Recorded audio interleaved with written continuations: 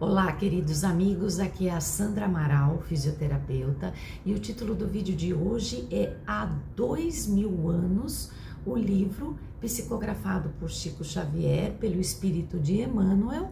Esta é a parte 12.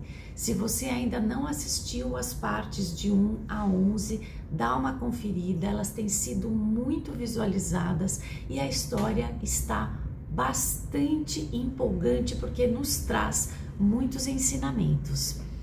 Bem, e nós tínhamos parado na parte em que a Aurélia envenena a própria mãe, Fúlvia, para que esta não conte ao marido as traições dela.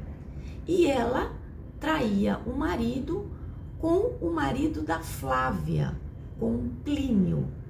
Então, a Aurélia traía o marido dela com o marido da Flávia, que era filha do Públio Lentulus, e Plínio e Aurélia tinham um caso. Esse era o contexto fora da casa do senador, ali do núcleo familiar do senador, da filha e do genro. Mas ali na casa tinha também uma outra questão. Vocês lembram do Saul, o escravo que foi comprado para crescer junto com os irmãos Plínio e Agripa? Muito bem. Ele se transformou, o Saul, filho de André de Gioras, ele se transformou num escravo liberto. O Flamínio, que era o pai dos garotos que comprou ele no mercado de Roma, deu a liberdade para ele. E ele, então, passa a fazer negócios. Como um bom judeu, ele passa a fazer negócios e enriquece. Então, o escravo liberto Saul, ele enriquece. E veja como são as coisas. O Agripa entrou para o exército, o Plínio também tinha ali o envolvimento dele com o exército, só que Saul enriqueceu tanto que ele chegava a emprestar dinheiro para o Plínio, para o filho do ex-senhor dele, que tinha dado a liberdade para ele. E Saul tinha um caráter duvidoso, assim como o pai dele, André de Gioras. E ele também se apaixonou por Flávia. Então, Flávia tinha o amor dos dois irmãos, tinha o amor do marido, que era o Plínio, tinha o amor do irmão do Plínio, que era o Agripa, só que o Agripa, ele gostava da Flávia em silêncio, respeitosamente, e o Saul também era apaixonado pela Flávia. Devia ser uma mulher belíssima, né? Por dentro e por fora. Só que o Saul tinha um caráter duvidoso, ele era liberto agora, já era rico. O que ele fazia? Ele fazia intrigas dentro de casa para que o marido da Flávia, que era o Plínio, fazia ali algumas intrigas, emprestava dinheiro para ele jogar, e ele começou a sair com mulheres, e a Flávia começou a ficar com ciúmes, aí que ele saía mais ainda. E com o patrocínio de quem?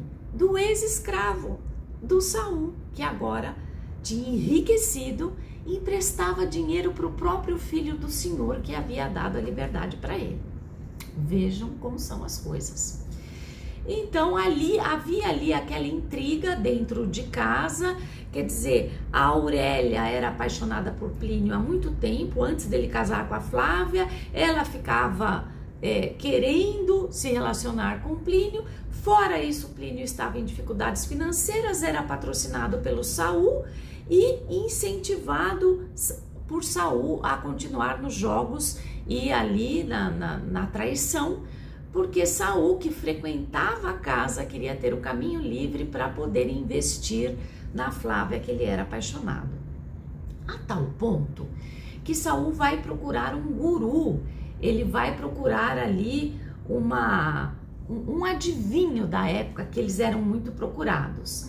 E o adivinho, que tem ali a sua mediunidade, ele dá um bom conselho pro Saul. Ele diz assim pro Saul: manda o destino que diante de uma prova, quer dizer, Saul estava passando por uma prova. Ele tinha sido escravo, ele tinha sido liberto, ele fez negócios, ele enriqueceu. Tá bom já, né? Podia voltar lá para a Palestina, ficar com o pai dele também poderia ficar feliz com isso e as coisas se resolveriam dessa forma. Mas não. O Saul, ele tinha um caráter duvidoso e um caráter de conquista, de cobiça, vamos dizer assim. Então, ele estava passando por essa prova. A vida tinha dado para ele uma dificuldade muito grande, mas agora uma bonança. O que você vai fazer com a bonança? É aí que é a prova. Você vai tripudiar na cabeça do outro ou você vai, conseguir agradecer, deixa eu utilizar os meus recursos da melhor forma possível.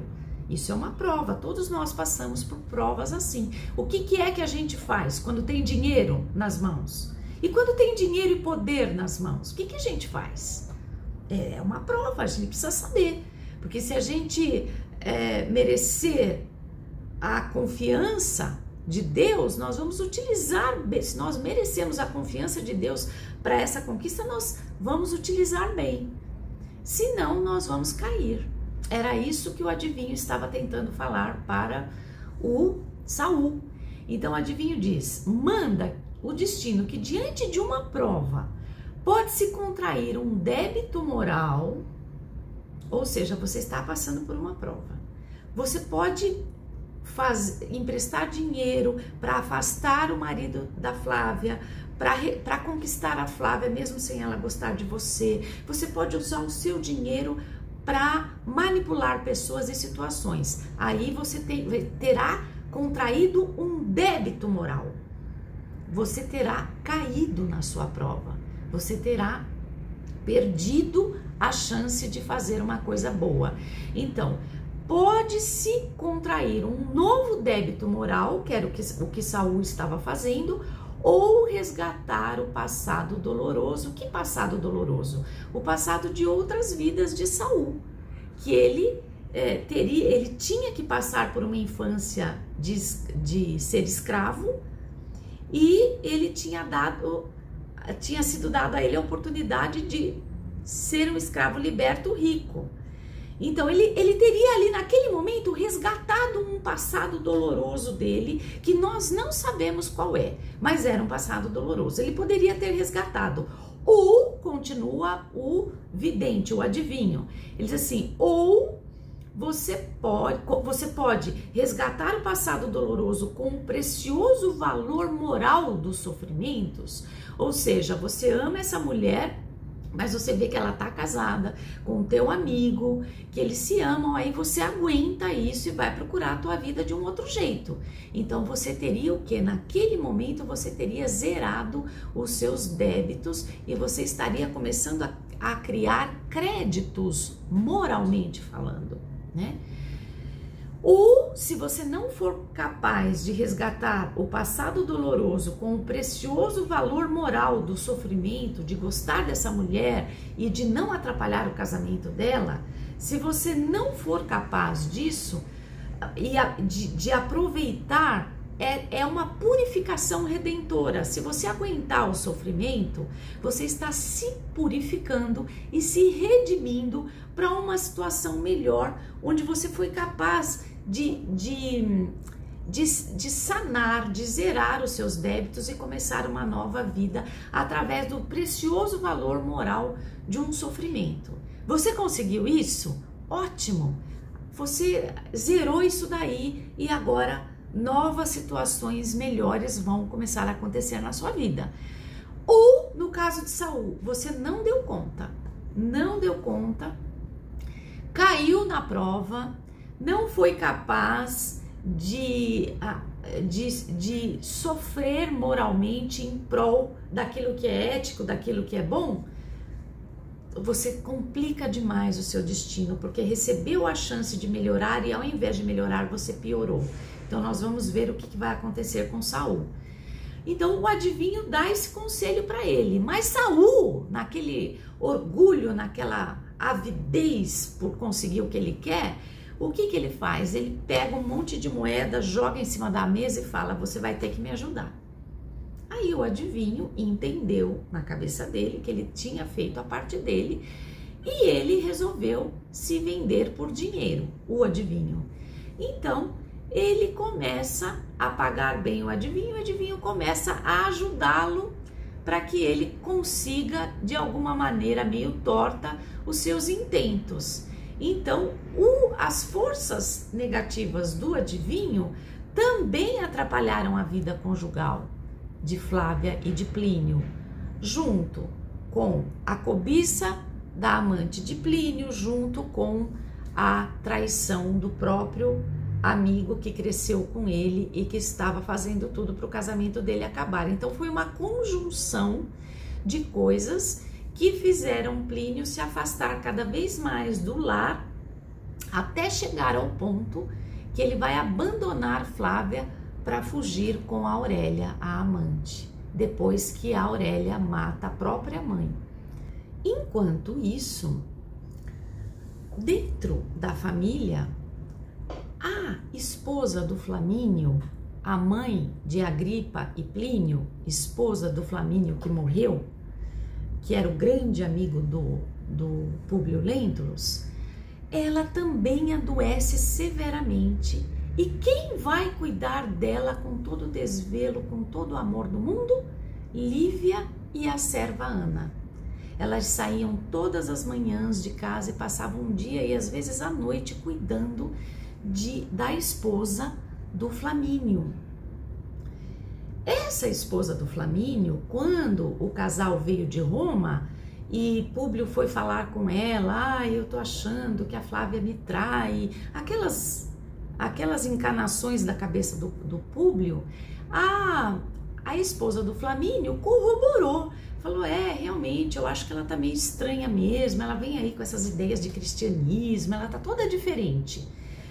Então ela corroborou as suspeitas de Plínio com a esposa, de Públio Lentulus com a esposa. E a gente já sabe que o Públio Lentulus tinha uma facilidade, vamos dizer assim, de se deixar levar pela opinião dos outros, né? Por quê? Por tudo aquilo que já tinha acontecido e que a gente conversou aí nos outros vídeos.